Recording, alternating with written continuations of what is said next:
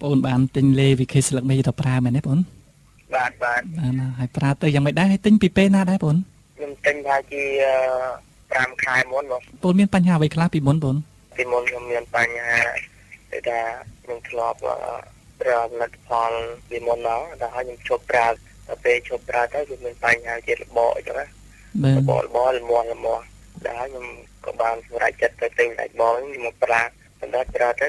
ឃើញទទួលបានលទ្ធផលល្អ មានជាប់មុនអីដែរទេបង អត់ផងអត់ជាប់ហើយក៏អត់មុនដែរ អញ្ចឹងនោះពីមុនដូចថាគ្រាន់តែលាបចង់ការពារស្បែកមុខអីចឹងឯងពីមុនណា បាទ ហើយมันបានការពារបានស្អាតទៅជាលបកស្បែកលបកពេលនោះលបកខ្លាំងហើយបង ដូចខ្ញុំដូចថាលក្ខណៈយើងដឹងភ្លាមដូចថាវាមិនខ្លាំងណាស់ដល់ហើយយើងគិតថាវាមកទៅវាអត់សំណងឬថាផលិតផលហ្នឹងគឺថាតែវាអត់កើតទេដល់អញ្ចឹងខ្ញុំសម្រេចចិត្តទៅដូរ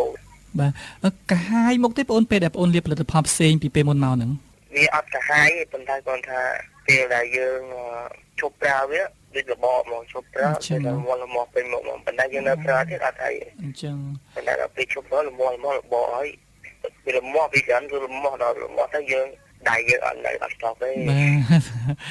បាទ ក៏ហមទេបងការដែលបងមិនទាន់ប្រើ Levi K ស្លឹកមាសនៅលើផ្ទៃមុខរបស់បងក៏ហមដែរ ក្រហមខ្លះដែរបងមិនដែរក្រហមដូចថាវាមិនខ្លាំងណា អញ្ចឹងណោះ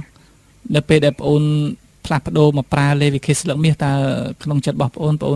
ឃើញថាវាខុសគ្នាយ៉ាងម៉េចទេបង ខ្ញុំគិតថាវាខុសប្លែកពីផលិតផលផ្សេងហ្នឹងថាយើងប្រើទៅគឺថាវាទទួលបាននៅអ្វីដែលយើងចង់បានបើមិនជាអ្នកណាមានបញ្ហាដូចខ្ញុំអញ្ចឹងមកជាវផលិតផលទៅគឺអត់ខុសទេអាចជួយយើងនៅអ្វីដែលយើងចង់បាន បាទគឺផលិតផល Levi K ស្លឹកមាសបងណា បាទ អរគុណច្រើនជំរាបលាបងបាទ